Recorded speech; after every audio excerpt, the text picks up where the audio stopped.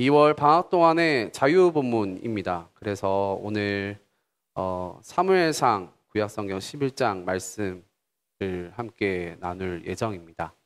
함께 귀한 말씀을 경청하고 또 설교 시작하는 시간인데 잠깐 핸드폰은 이렇게 덮어놓고 또 하나님과 나만이 교제하는 지성소의 시간이 되면 참 좋겠습니다. 그리고 오늘 본문은 5절부터 15절까지 이렇게 제가 주보에 넣었는데요. 가능하시면 성경책도 펼쳐 놓으셔서 사무엘상 전반적인 11장 말씀 그리고 사무엘상 10장부터 이렇게 쭉 조금 살펴볼 예정인데 저희가 배경 지식이 없어서 이전에 있는 것까지 조금 제가 설명해서 설교를 할 예정인데 참고하시고 뭐 펜이 있으시면 적으셔도 되고 없으시면 안 적으셔도 될 것 같습니다. 오늘도 그 핀마이크를 준비했습니다. 그래서 앞에 나가서 설교할 예정입니다. 오늘 준비한 책은 없고요. 네, 착한 사람들 눈에만 보이는 건 아닙니다. 네, 설교 또 진행하도록 하겠습니다. 설 연휴 가족 친지분들과 좋은 시간 보내셨습니까? 라고 제 이 텍스트에 적혀져 있습니다. 연휴가 엄청 길었습니다. 그래서 명절 끝나고 모두 전환하기 힘들다라고 제가 적었습니다. 명절 분위기가 이전에랑 많이 달라져가지고 이제 고향에 내려가는 사람도 있지만 해외여행 가신 분 있으세요? 아니면 국내 여행 가신 분도 있으실 겁니다. 저희 아버지 고향은 저희 아버님 고향은 그 경남 합천이에요. 합천. 그리고 제 어머니 고향은 경남 진주입니다. 어렸을 적에 설날이나 추석 명절 때 합천 이 할머니 댁에 갔던 기억이 납니다. 저희 친가 쪽은 이제 기독교 집안이 아니어가지고 매년 이제 제사를 드렸었고요. 제사를 마치고 만난 음식도 먹고 친척 형들이랑 또 누나들이랑 재밌는 시간을 보냈던 기억이 새록새록합니다. 이런 설날이나 추석 명절에 빠질 수 없는 이벤트가 있는데요. 무엇일까요? 이벤트. 네, 생각해 보세요. 네, 바로 화투입니다. 화투라고 저는 적었어요. 여기에. 아닌 뭐 집안 이때 분위기마다 다 다르시겠죠. 그 재미로 세뱃돈이나 집에 있는 동전을 모아가지고 뭐 점 100, 점 50 이렇게 해가지고 3, 4 모여서 저희 집안, 저희 친척들은 같이 화투를 치면 시간 가는 줄 몰랐던 것 같습니다. 지금은 그런 분위기도 많이 사라진 듯 한 것 같죠? 그래서 근데 화투는 엄연히 도박이잖아요. 도박. 네. 이 도박판에 쓰였던 말이 생뚱맞게도 오늘 본문을 보면서 떠올랐습니다. 자막 띄울 수 있나요? 네. 그 도박판에 쓰여졌던 문장 중에 첫 끝발이 개끝발이다라는 말 혹시 들어본 적 있으세요? 네. 그 끝발이 좋다, 끝발 난다 이런 말 하잖아요. 그리고 끝발이라는 단어는 도박에서 사용하는 단위라고 합니다. 그래서 한 끝, 두 끝, 세 끝과 같은 셈을 말하는데 이 한 끝 차이, 이 한 끝 차이 밖에 안 난다라는 말도 이 끝도 여기에서 유래한 말이라고 합니다. 끝발이라는 거는 이처럼 기세를 뜻하는 말이고 한 번 더 보여주시겠어요? 첫 끝발, 즉 첫 번째 기세가 기세라는 말입니다.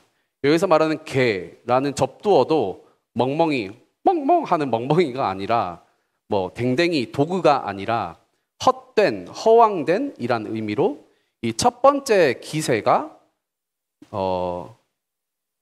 끝까지 그 기세가 계속 기세등등하다. 첫 번째 기세가 허황된 기세인 줄 모르고 기세등등하다라는 의미입니다. 오늘 사울 모습을 보면서 왕으로 첫 번째 끝발, 이 그 기세가 하나님의 영으로 말미암아 대단했습니다. 첫 번째 전투, 암몬과의 전투입니다. 하지만 우리는 그 결말을 잘 성경을 읽으신 분들은 아실 건데요. 사무엘상 마지막 31장에 알고 있습니다. 사울은 자살했잖아요. 네, 내려주셔도 되고요. 요즘 사회를 보면은 그 나라에 대한 걱정과 관심이 상당한 듯합니다.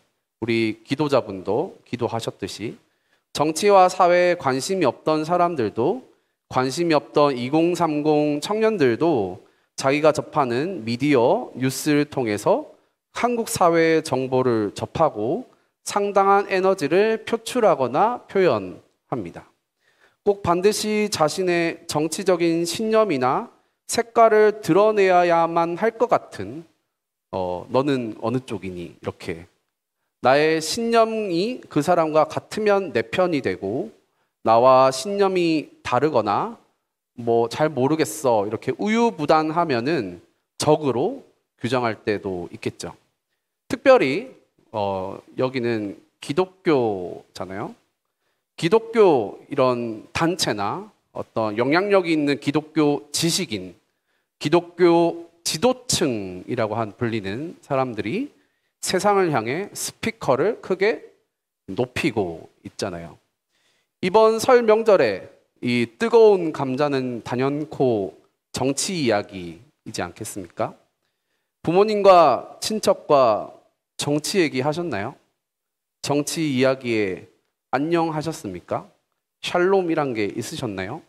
이러한 뜨거운 감자, 이 뜨거움이 지속될수록 거기에 머물러 있을수록 피로감이 몰려오겠죠. 마치 찜질방에 오래 있으면 몸에 힘이 없어지고 몸 전체가 풀리는 것처럼 말입니다. 그래서 그 피로도로 인하여서 정치와 세상을 혐오하기도 하고 아몰랑이라는 단어로 담을 쌓고 어떤 정치적인 이슈나 더 나아가 투표에 무관심으로 반응하기도 하겠죠. 나라가 어떻게 돌아가든지 지금 내가 직면한 먹고 사는 문제에 그냥 집중하련다 하고 수수방관하는 태도를 가질 수도 있을 것 같아요.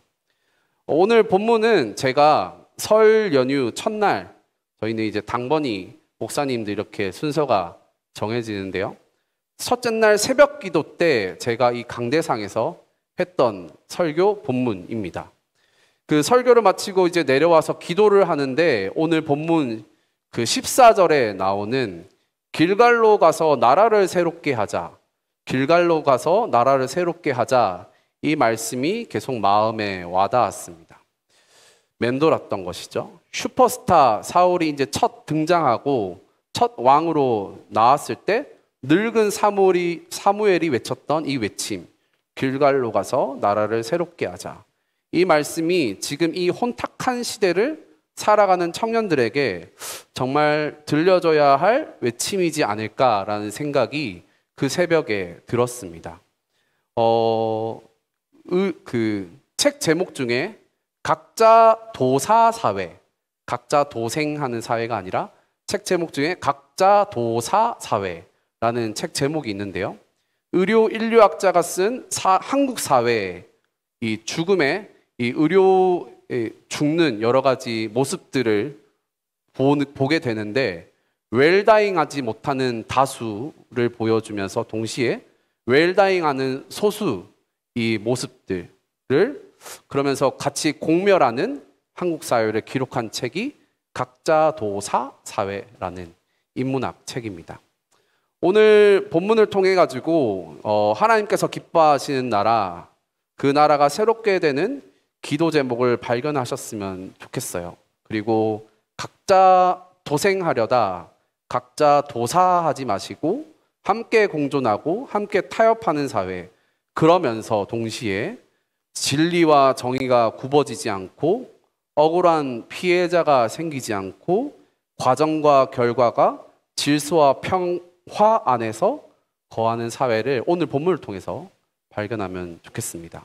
무엇보다 그냥 이 땅의 사회가 평안하자, 아니면 잘 먹고 잘 살자, 아니면은 뭐 안정되자라는 것에서 그치는 게 아니라 그리스도인 닮은 삶으로서 어떻게 살아내는 거에만 그치는 게 아니라 정말 주님 앞에서 내가 어떠한 예배자로 서 나아갈지, 그리고 그러한 모습을 사울을 보면서 반면교사 삼아 보시고 하나님과 나와의 관계가 그냥 첫 끝발로 그치는 사울의 모습이 아니라 다윗 왕의 모습을 보면서 주님 앞에 예배자로 그리고 주님께 순종하는 왕으로서의 정면교사를 함께 바라보는 좀 이 말씀의 시간이 되면 참 좋겠습니다. 한번 쭉 구약을 요즘에는 계속 우리가 누가복음만 봐왔잖아요. 그래서 구약을 쭉 한 2, 3분 안에 사무엘상까지 설명을 해 드리자면은 창세기 1장부터 11장까지는 원시복음이라고 해서 이제 노아 홍수도 일어나잖아요. 그래서 창세기 12장부터 아브라함과 이삭과 야곱과 요셉까지 창세기 50장까지 쭉 이어집니다. 요셉 이야기가 마치고 역사적으로 400년의 시간이 흐른 다음에 출애굽기가 등장하면서 모세가 등장하죠. 그래서 출애굽기, 레위기, 민수기, 신명기까지 총 120년의 세월이 흐릅니다. 모세가 왕자로 있던 40년, 그리고 모세가 도망자로 있었던 40년, 그리고 모세가 이스라엘 백성들을 이끌고 레위기, 신명기, 민수기를 적었던 수많은 광야의 시간들 40년 이렇게 지나갑니다. 신명기의 요단 동편 느보산에서의 마지막 설교로 이제 창출 레민 시는 끝나고요. 다음 바톤을 여호수아가 받고 여호수아의 마지막과 이 사사기가 오버랩 겹쳐 있습니다. 사사기의 첫 번째 사사로 등장하는 온니엘이 여호수아 15장에서도 나오고요. 그리고 사사기 마지막과 오늘 본문 사무엘상이 또 역사적으로 겹쳐 있습니다. 한나를 통해 가지고 사무엘이 태어났다라는 것이 사무엘상 시작이고, 그런데 이 시작되는데 역사적인 연대로 보자면은 사무엘이 BC 약 1100년쯤 태어난 것으로 보이고, 사사기에서 가장 유명한 인물 누구일까요? 삼손이 아닐까요? 삼손이 패배한 사건이 이제 사무엘이 태어나고 45년쯤 뒤에 1060년쯤, BC 1060년쯤 이 사건이 일어난 것이 아닐까라고 뭐 여러 가지 관점들이 있지만 주석가들이 보고 있습니다. 즉 사무엘과 삼손은 동시대 인물로 볼 수 있는 것이겠죠. 사사기의 중심 주제, 그때 이스라엘의 왕이 없고 각자 자기 소견이 옳은 대로 행하였다라는 이 시대 정신이 사사기와 사무엘상, 그리고 그 사이에 구약에 있는 책이 어떤 책이죠? 사사기와 사무엘상, 룻기잖아요. 이 사사기와 룻기, 사무엘상을 한 묶음으로 보시는 게 좋습니다. 그래서 사무엘상에 나오는 이스라엘 백성들이 왜 그렇게 지나치게 자신들의 왕을 달라고 하는지, 우리들의 왕을 요구했는지, 인간적인 왕을 사무엘에게 무지성으로 반복해서 요청했는지 공감할 수 있겠죠. 사무엘은 에브라임 지파이고요. 사울은 베냐민 지파입니다. 다윗은 어디 지파일까요? 유다 지파잖아요. 오늘 본문 사무엘상 11장 이전에 10장에서 사울은 사무엘에게 1절에 기름 부음을 받고 21절에 제비 뽑기를 통해 가지고 왕으로 이제 공식적으로 사울이 왕으로 선출됩니다. 사울 왕과 첫 번째 왕, 두 번째 왕 다윗 왕의 공통점이 있는데요. 다윗도 사무엘에게 기름 부음을 받고 사울이 죽은 후에 공식적으로 다윗 왕, 이스라엘 왕으로 등극합니다. 둘 다 공통점으로 보기에는 왕 재임 초기에 하나님의 영이 임한 지도자였습니다. 둘 다 겸손했어요. 특히 사울은 외모도 준수하고 저와는 달리 키가 컸습니다. 성경에 나오는 정보 쪽 구체적으로 좀 더 보시면 사울 부모님이 사울에게 요청해요. 암낙이 좀 찾아와라 이렇게 요청했을 때 부모님의 말씀에 절대적으로 순종하면서 같이 하인과 암낙이를 찾아 나섭니다. 그때 하인의 말을 잘 들어줘요. 이 사울이요. 커뮤니케이션도 잘 하고 그의 뜻을 수용하기까지 해서 그때 이제 사무엘을 만납니다. 만나서 기름 부음을 받죠. 왕으로서의 자격으로 보자면 사울만한 인물이 없습니다. 많이 들어보셨죠? 그런데 사울과 다윗의 차이점이 있습니다. 무엇일까요? 같은 이스라엘 왕이지만 기름 부음을 같이 받았고 왕으로 공식적으로 임명되었지만 이 기름 부음과 왕으로 공식적으로 선포되는 그 기간 사이가 사울은 엄청 짧았습니다. 그런데 다윗은 반대로 기름 부음을 받고 나서 계속 광야에서 사울에게 쫓기면서 사울이 죽고 난 다음 이제 다윗이 왕으로 선출되는 것이죠. 이 훈련 기간이 다윗은 엄청 길었습니다. 사울이 겪은 짧은 기간, 이 동안에 사무엘상 10장에 3가지 예언을 사무엘이 속성으로 사울에게 전달하는데요. 사무엘상 10장에 하나님이 사울을 통해 훈련시키고 있는 것이죠. 그리고 특히 10장 9절에 보시면 그날에라고 하면서 그 당일에 모든 것이 다 징조를 응하겠다. 하루 만에 그냥 훈련을 속성으로 끝내버립니다. 사울의 3가지 예언이 무엇일까요? 첫 번째 예언은 이 10장 2절에 보시면 라헬의 묘실 곁에서 사울이 2사람을 만나는데 사무엘이 얘기합니다. 그 2사람이 이미 암나기를 찾았다라고 너한테 얘기할 거야 라고 사울에게 사무엘이 얘기합니다. 사울이 기름 부어 달라고 사무엘에게 찾아간 것이 아닙니다. 왕 시켜달라고 사울이 요구한 것도 아니었어요. 그저 부모님 말씀에 순종해서 이리저리 암나기를 왔다 갔다 찾으러 다니다가 우연히 사무엘을 만난 것입니다. 그런데 이미 암나기를 찾았다. 이 말이 무슨 말일까요? 하나님께서 허락하신 기름 부음 받은 자는 지금 자기가 직면한 문제에 아둥바둥하지 않아도 이미 해결될 것이라는 말씀입니다. 현재의 문제, 현실의 문제를 하나님께서 이미 해결하셨다라는 것을 듣게 되는 것이죠.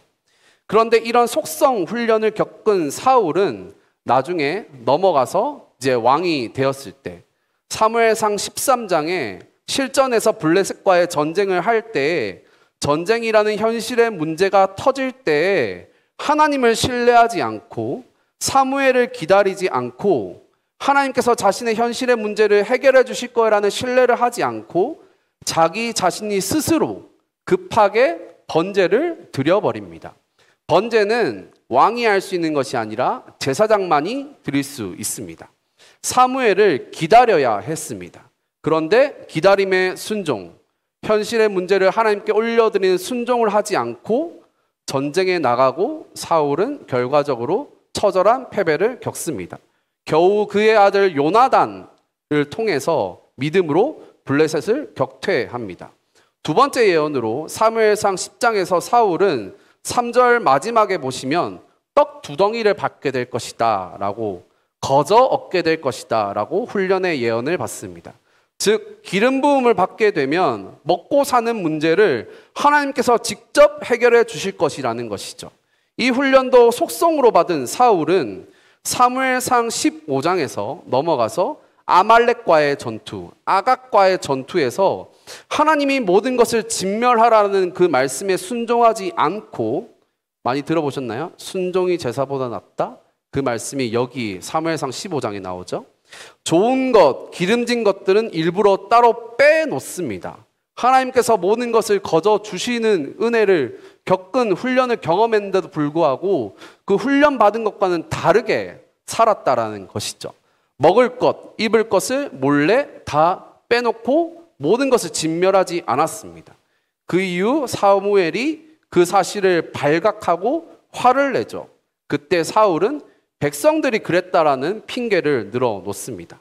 마지막 세 번째 예언에서 사무엘상 10장에 6절에 보시면 하나님의 영이 임하여 하나님의 산 블레셋 사람들의 영문으로 들어가라. 악한 자를 두려워하지 마라 라고 훈련했습니다. 그 훈련 이후에 사울은 사무엘상 27장에 엔돌에 신접한 여인은 무당입니다. 그 무당을 찾아가서 그 구술하면서 하나님을 의지하지 않고 그러한 다른 곳을 의지하는 모습을 보여줍니다. 이처럼 기름 부음 받는 것, 즉 세례를 받았다고 해서 사람은 한순간 변하지 않습니다. 훈련 기간이 필요한 것이죠. 변할 수도 있지만 대부분의 사람들의 외부적인 환경이나 내부적인 마음은 물 세례를 받고 난 이후 꾸준히 인생의 광야에서 훈련을 받아야 합니다. 어떻게 보면 다윗의 오랜 기간, 이 지리멸렬한 훈련의 시간, 추워도 보고 더워도 보고 배도 고파 보고 생명의 위협도 경험하고 미친 척도 하면서 온갖 훈련의 진흙탕을 구른 다음에 하나님께서는 다윗에게 영원한 왕국, 사무엘하 7장의 다윗 언약을 약속하십니다. 사울에게 이 짧은 훈련의 기간이 끝나고 첫 기세, 첫 끝발이 나오는 것이 오늘 본문 암몬과의 전투이고요. 1절부터 15절까지 나와 있습니다. 사울이 베냐민 지파라고 말씀을 드렸고 오늘 암몬 나하스라는 나쁜 사람, 이제 악당이 나오죠. 나하스라는 나쁜 사람이 나왔을 때 이 야베스 길르앗이라는 땅에서 이 나하스에게 수치와 모욕을 겪습니다. 베냐민 지파와 야베스 길르앗, 야베스 길르앗과 베냐민 지파 이 둘의 관계는 단순히 사무엘상만 바라봐야 될 게 아니라 사사시대까지 거슬러 올라가야 합니다. 사사기 19장에 레위인의 첩, 토막살인 사건이 나와요. 거기에 레위인의 첩이 죽은 지역이 기브아 땅입니다. 사울의 고향이에요. 베냐민 지파 지역이고요. 기브아는 오늘 3절에 야베스 길르앗 사람들이 구원을 요청하러 온 곳입니다. 거기에 사울이 있었죠. 이 기브아 폭력배들이 다시 사사기 19장으로 넘어가서 레위인의 첩에게 집단 입에 담을 수 없는 수치를 행하고 그 죽어있는 여인 그 시체를 레위인이 12조각을 내어서 각 하나씩 지파에게 퍼뜨립니다. 그리고 이스라엘 백성 연합군 40만 명이 기브아 주민들, 더 나아가 베냐민 지파를 없애버리는 내전, 전쟁, 학살, 제노사이드가 이제 사사기 20장에서 일어납니다. 이 전쟁을 통해 사사기 20장에 결론적으로 베냐민 지파가 원래는 성인 남성 4에서 5만 명 정도 되는데 600명만 남게 됩니다. 완전히 공멸에 처한 것이죠. 그때 11지파 연합군 쪽에 다 모이라고 했는데 모이지 않는 곳이 있었어요. 그것이 바로 오늘 나오는 야베스 길르앗입니다. 그리고 사사기 21장에 이 베냐민 남자 600명에게 남자들만 죽이는 전쟁이 아니라 그냥 다 학살해 버렸거든요. 어린이들, 여인들. 그래서 아내가 여인이 필요했는데요. 그래서 이제 종족을 번식해서 다시 베냐민 지파가 살아나야 되잖아요.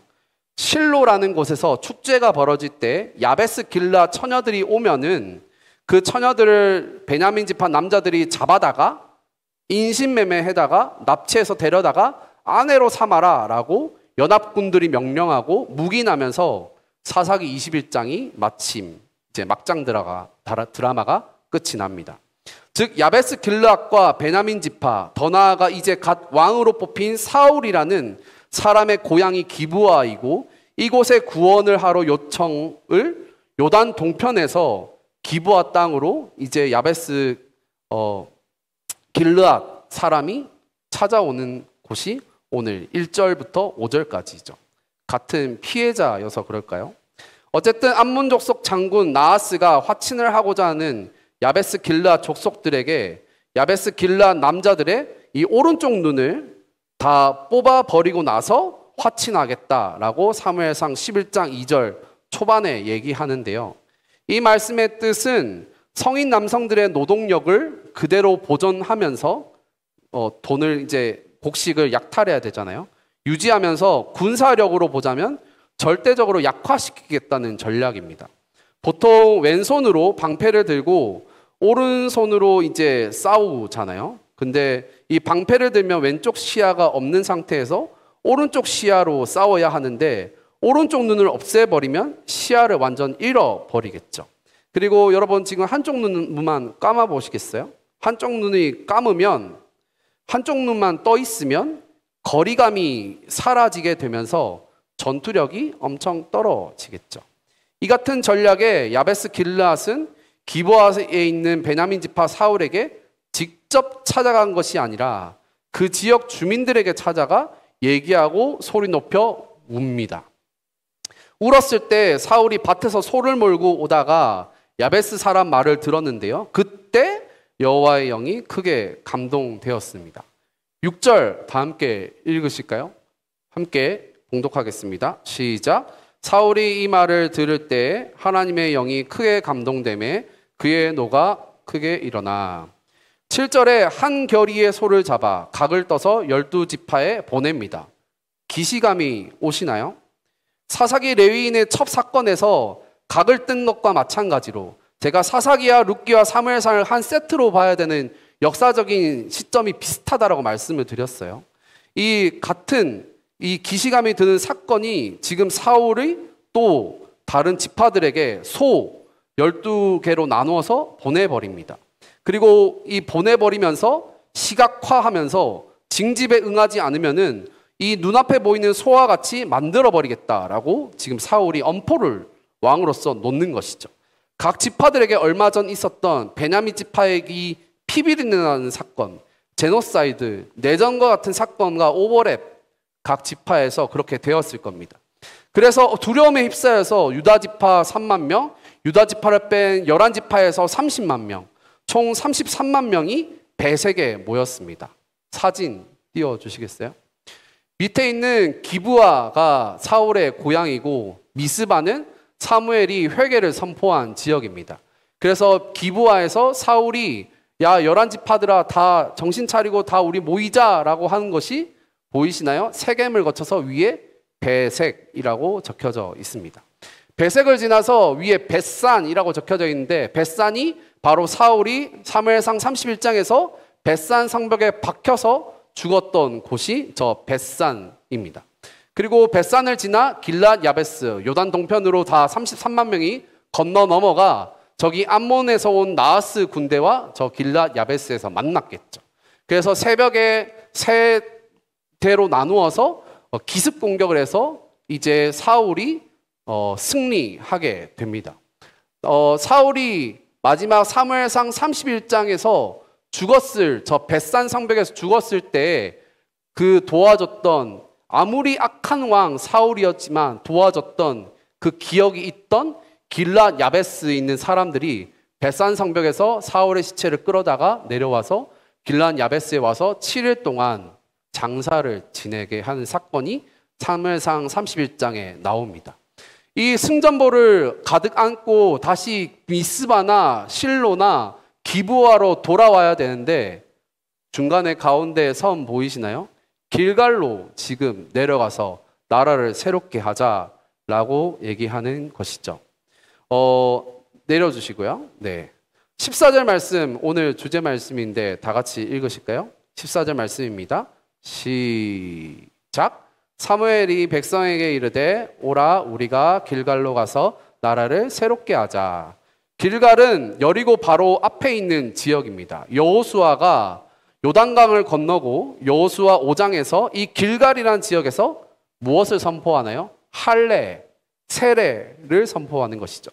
할례를 행하였다는 것은 전투 불능의 상태이고 적어도 일주일, 많게는 15일 동안 적이 쳐들어와도 성인 남성이 아무런 손을 쓸 수 없는 무방비 상태가 할례 상태입니다. 그냥 개죽음인 것이죠. 그 길갈로 사무엘이 지금 돌아가자고 합니다. 승전보에 취해 있고 이제 피비린내 나는 전쟁을 끝난 이 성인 남성들 군대에게 좀 쉬어라 한 것이 아니라 길갈로 가자고 합니다. 여호수아 5장 8절 9절 함께 읽으실까요? 함께 봉독하겠습니다. 시작. 또 그 모든 백성에게 할례 행하기를 마침에 백성이 진중 각 처소에 머물며 낫기를 기다릴 때 여호와께서 여호수아에게 이르시되 내가 오늘 애굽의 수치를 너희에게서 떠나게 하였다 하셨으므로 그곳 이름을 오늘까지 길갈이라 하느니라. 길갈은 굴러가다라는 뜻이고요. 파라오의 통치 질서, 노예의 근성, 광야에서 수많은 하나님의 말씀을 들었지만 아직 떼고 싶은데 뗄 수 없는 그 저주와 같은 이 땅의 본성에 있는 이스라엘 백성들에게 가나안 땅 건너가서 애굽의 수치를 이제 없애는데 이 할례를 사용하겠다라고 하나님께서 말씀하는 것이죠. 여러분, 길갈로 직접 여러분들이 한 사람 한 사람 모이셔야 합니다. 한순간의 승리, 첫 끝발에 취하지 마시고 다시 길갈로 나아가 물과 성령의 할례, 즉 세례를 받으셔야 합니다. 이 성령 충만을 통해서 하나님 앞에 화목제물로 나아가야 합니다. 15절 길갈에서 드린 화목제의 의미는 무엇입니까? 레위기에서 화목제는 자원제, 서원제, 감사제의 의미를 두고 있습니다. 하나님께 감사제, 감사함으로 나아가는 것이 길갈입니다. 하나님께 드리는 기꺼이 드리는 자원하는 마음으로 자원제, 순종하는 곳이 길갈입니다. 그리고 하나님께 마지막으로 내 삶을 드리겠다고 고백하는 서원제, 서원을 하는 곳이 길갈입니다. 이 고백의 예배가 드려지는 어디에나 길갈이 될 수 있습니다. 이 길갈은 그래서 교회라는 공동체, 예배라는 곳, 찬양과 기도와 말씀이 선포되어지고 역사하는 곳에서만 일어납니다. 이 땅의 수많은 내 안의 수치를 없애는 방법, 두려움을 없애는 방법, 심리학, 인문학, 법학, 과학적 분석들이 일시적으로 유한한 도움이나 참고서가 될 수는 있지 모르지만 근본적인 떠나보냄은 진리가 자유케 되는 역사는 길갈입니다. 2025년 대한민국에서의 길갈은 어디일까요? 여러분이 이 화목제가 선포되는 장소가 어디일까요? 모든 분열과 혐오와 수치와 폭력과 저주의 사슬을 끊을 수 있는 유일한 통로는 어디일까요? 예수 그리스도가 선포되는 교회이고 예배이고 찬양과 기도가 있는 이 길갈밖에 없습니다. 지금은 너무 혼미한 시대이지 않습니까? 수많은 레거시 미디어와 유튜브 정보와 SNS 정보, 커뮤니티 정보 가운데 가장 진리가 되는 정보, 가장 진실된 정보는 어디일까요? 건강한 신학이 있고 참 하나님과 교통하게 되는 교회입니다. 자신의 이익과 목적의 정당성을 부르짖는 뜨거운 미스바 광장도 아니고 사울의 고향이 있는 기브아도 아닙니다. 전쟁을 이긴 길르앗 땅 그곳도 아닙니다. 비록 12돌밖에 없겠지만 애굽의 수치를 거두신 그 길갈에서 나라를 새롭게 하자 사무엘이 말합니다. 나라를 새롭게 하자라고 할 때 나라는 네이션, 국가가 아니라 영어 성경에는 킹덤, 왕국으로 번역되어 있습니다. 즉 인간의 국가가 아니라 인간의 네이션이 아니라 하나님의 나라, 하나님의 킹덤, 이 하나님의 킹덤, 하나님의 나라는 물과 성령으로 거듭나야만이 들어갈 수 있다라고 예수님께서 요한복음에 말씀하셨어요. 길갈로 나아가 물과 성령으로 새롭게 될 때에만 하나님의 나라, 백성이 될 수 있습니다.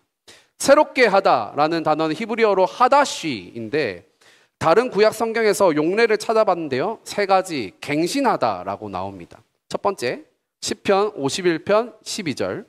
하나님이여 내 속에 정한 마음을 창조하시고 내 안에 정직한 영을 새롭게 하소서라고 할 때 이 새롭게 하다가 하다시, 오늘 나라를 새롭게 하자라는 것과 동일한 단어입니다. 다윗이 시편 51편에서 엄청난 범죄를 저질렀을 때 정직한 영을 새롭게 하소서라는 하다시 기도를 주님께 올려드립니다. 다윗은 이 죄의 회개 장소를 길갈로 정하며 길갈로 돌아와 주님께 새롭게 해달라고 기도합니다. 여러분 회개하셔야 하는 것이죠. 회개, 새롭게 하는 것도 회개하는 것도 내 의지로 할 수 없습니다. 내 안에 정직한 영이 임해야만 새롭게 할 수 있는 것이죠. 내 의지로 안 됩니다. 내 노력으로 안 됩니다. 또 다른 자기 의를 쌓고 나는 죄인이 아니야라는 교만과 임시방편의 수치를 가리려고 하는 나뭇잎에 불과합니다. 진정한 회개는 정직한 영이 임하는 길갈에 와야만 할 수 있습니다.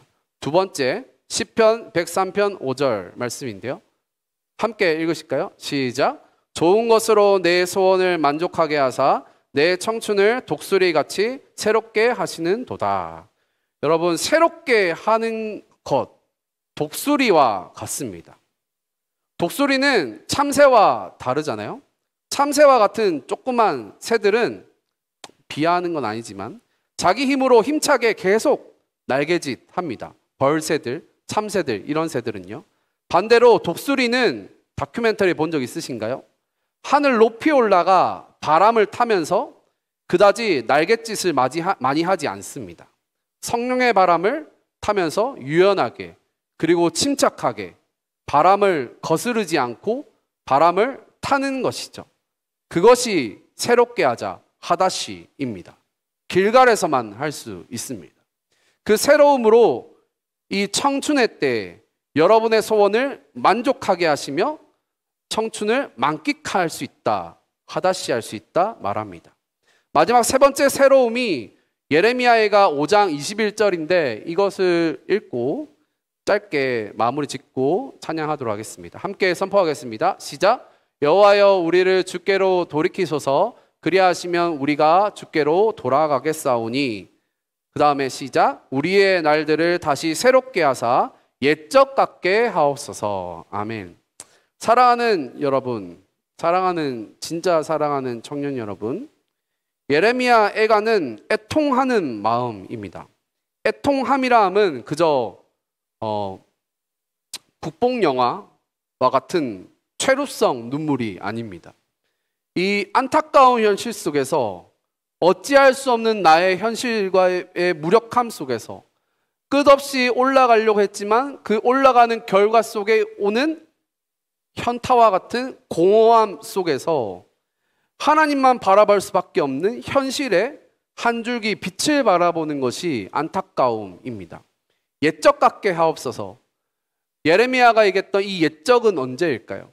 다윗의 영광, 솔로몬이 바라봤던 그 성전에서의 영광, 지금은 다 흩어져 버린 이 회파된 성전을 바라보면서 옛적 같게 해달라고 지금 예레미야는 울면서 애통해 하고 있는 것이죠.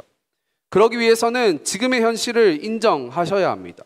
내가 아무것도 할 수 없는 현실, 이 무력감, 아둥바둥, 이 모든 힘이 길갈에서 빠질 때 하나님께서 우리에게 돌아오시며 우리도 하다시 다시 새롭게 되어서 주님께 돌아가 하나님의 영광, 여호와의 영광을 회복할 것입니다.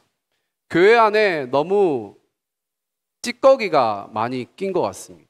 우리의 찬양, 여러분의 예배 고백, 지금 여러분들의 태도를 뭐라고 하는 것 이상으로 우리에게 여호와의 영광을 구하는 공동체적인 길갈에서의 울부짖음이 있어야 되지 않을까라는 생각이 들었습니다.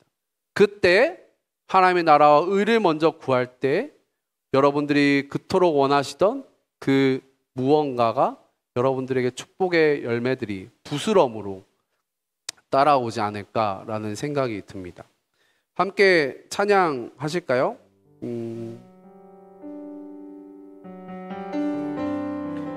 내 마음에 내가 주인 되는 것이 아니라 내 마음에 내가 왕이 되는 것이 아니라 이 시간에 함께 선포하면서 하나님의 나라가 우리의 삶 가운데 임하게 해달라고 기도하는 고백을 함께 이 길갈에서 했으면 좋겠습니다. 너무 이 처져 있는 기간이 길어지면은 일어서기 힘듭니다. 그때는 진짜 하나님만이 하실 수 있어요. 여러분들 우리들의 고백 가운데 그냥 오늘 목사님 설교가 이랬네, 아니면 우리 찬양팀이 예배가 이랬네 저랬네, 평가를 그런 것도 다 내려놓고 이 시간에 우리 마음 가운데 함께 선포하면서 이 길갈에서 하나님의 새로움을 함께 갈망하는 이 시간, 그리고 이어서 수련회까지 그런 시간을 좀 가지면 좋을 것 같아요. 함께 고백하실까요? 주님만이 왕이십니다. 이 고백하게 돌아가겠습니다.